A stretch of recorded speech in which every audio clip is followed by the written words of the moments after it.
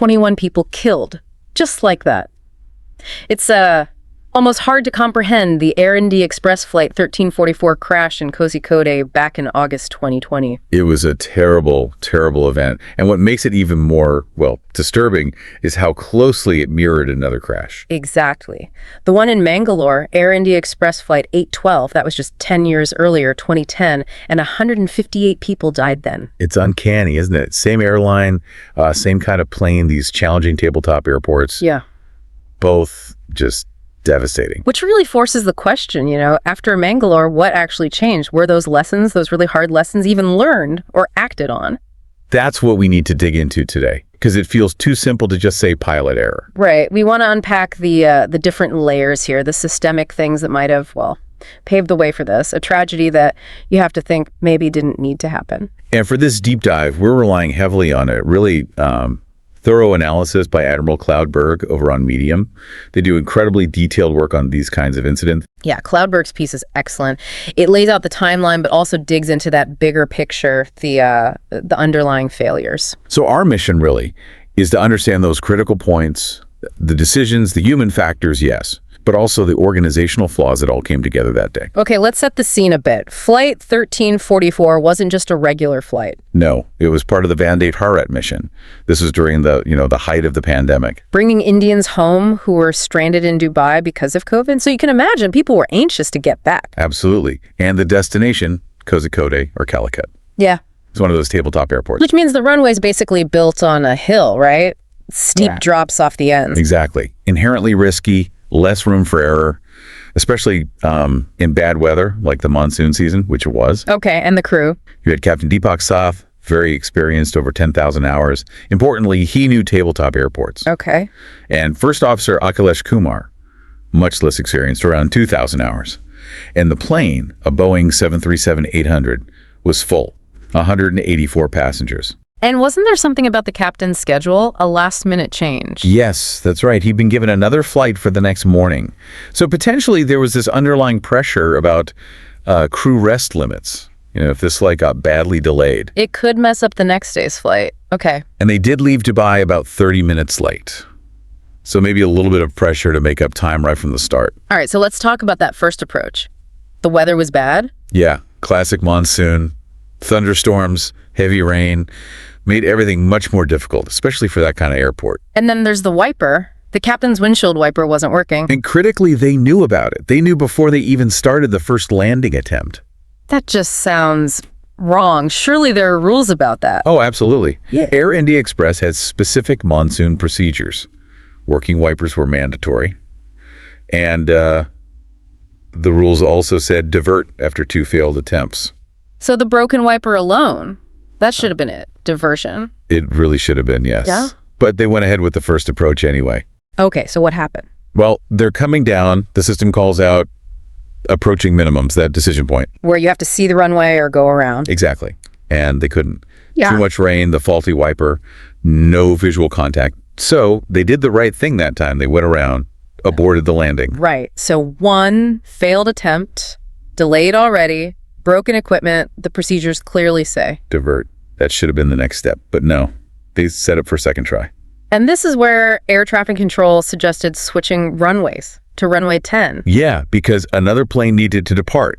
But switching to 10 meant landing with a tailwind. Okay, and a tailwind is bad because... It pushes you from behind. Yeah. So your speed over the ground is faster, meaning you need a lot more runway to stop. And the information they got about the tailwind wasn't accurate, was it? Not even close. ATC told them maybe 5 knots, but the actual wind was much, much stronger. We're talking at least 15 knots, probably gusting higher. How could the information be so wrong? Well, it turns out the airport's wind measuring equipment, the anemometer, was badly positioned.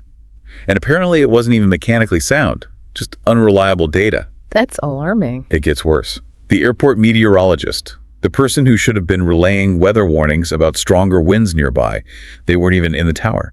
Those warnings never got to the pilots. Wow. So this wasn't just a technical issue, it feels like. Yeah. Like basic safety infrastructure wasn't properly maintained or staffed. You'd think after Mangalore. You would hope so. Yeah.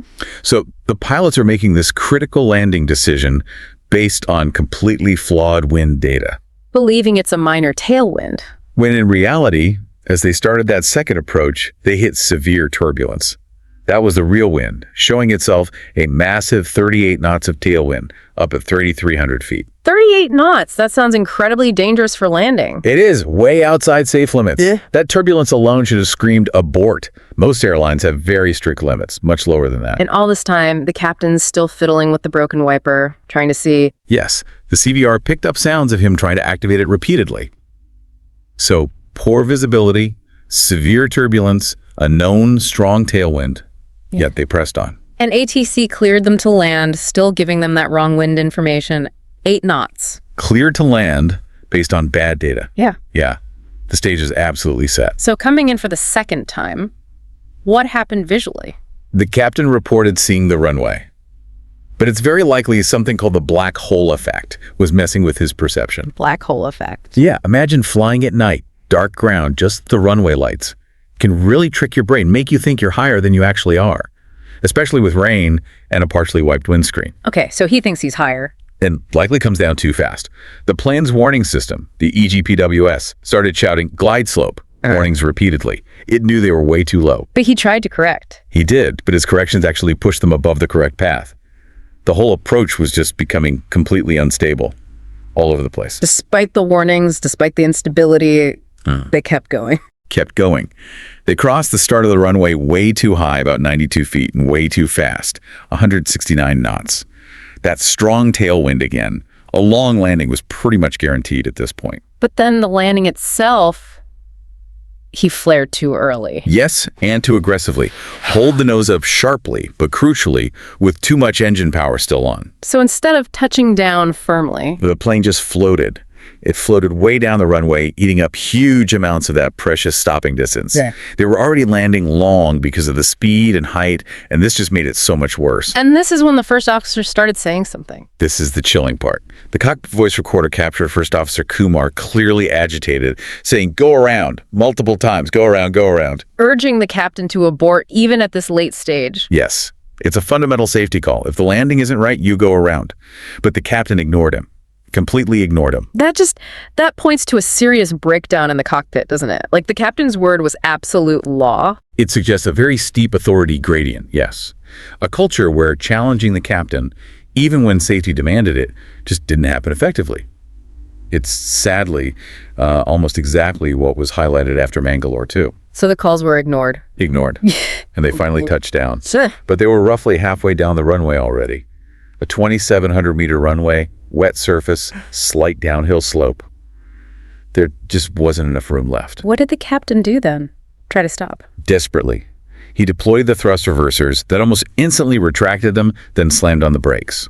It sounds like panic, frankly, but it was far too late. They went off the end. They overran the runway end at about 50 knots. And the last sound on the recorder was the first officer's scream. Just awful. The plane went down an embankment. Yeah, plunged about 30 meters, broke into 3 pieces. The cockpit hit a brick wall. But many people survived. Miraculously, yes. The majority survived the impact itself.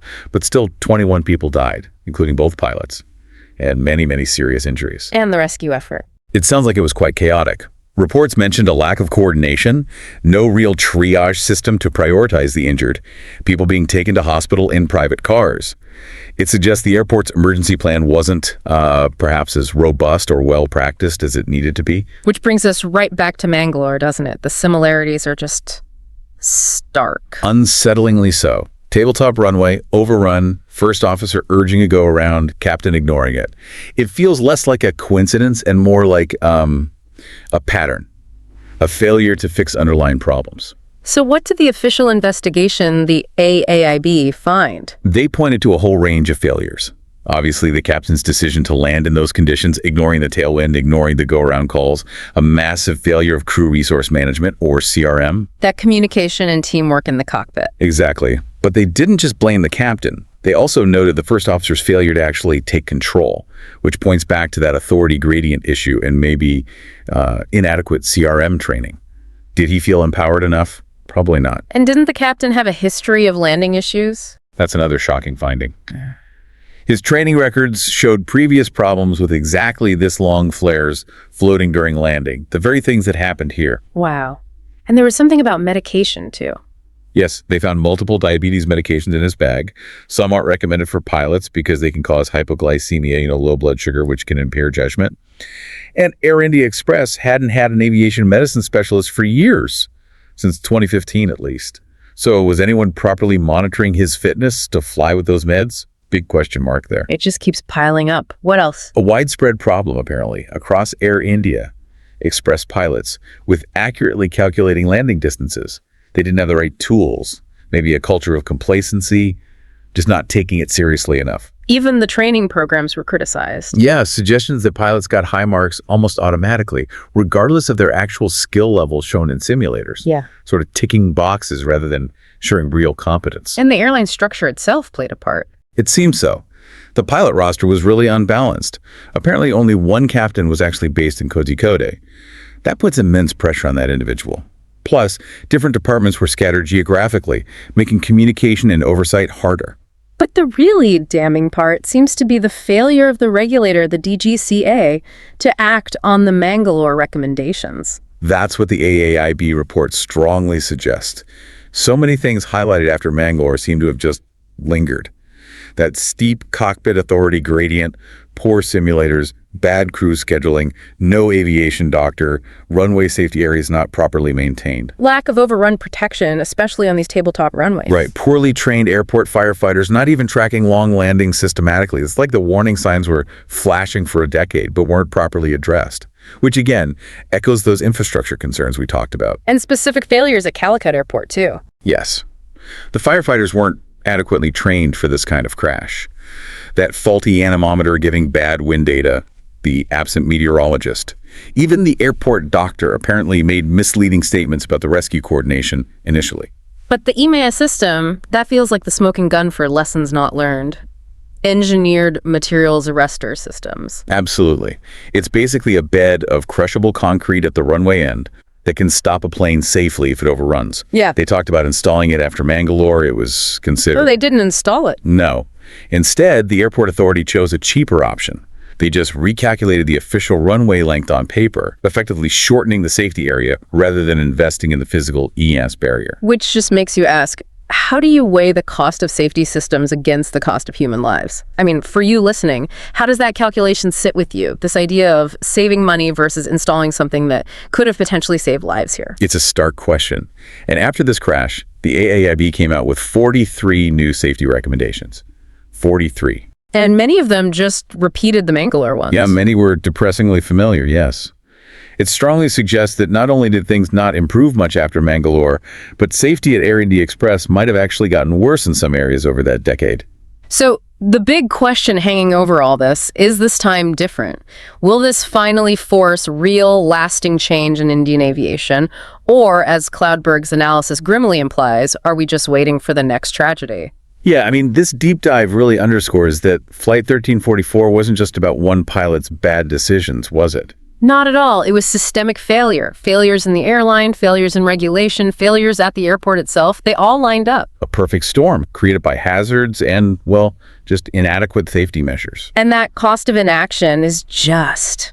It's brutal when you measure it in lives lost, failing to act on safety recommendations, choosing cheaper options over proven safety tech. The consequences are just devastating. It really forces you to confront these really difficult questions about priorities, doesn't it? It does. Like, what's the real balance between keeping flights running, keeping costs down, and that absolute fundamental duty to keep people safe, especially in something like aviation? And maybe the final thought for you listening to this, what other questions did this raise for you about how we hold complex systems accountable, about whether the regulators are truly effective, and about how we make sure these painful lessons learned through such tragedy actually stick this time? What else does this make you think about?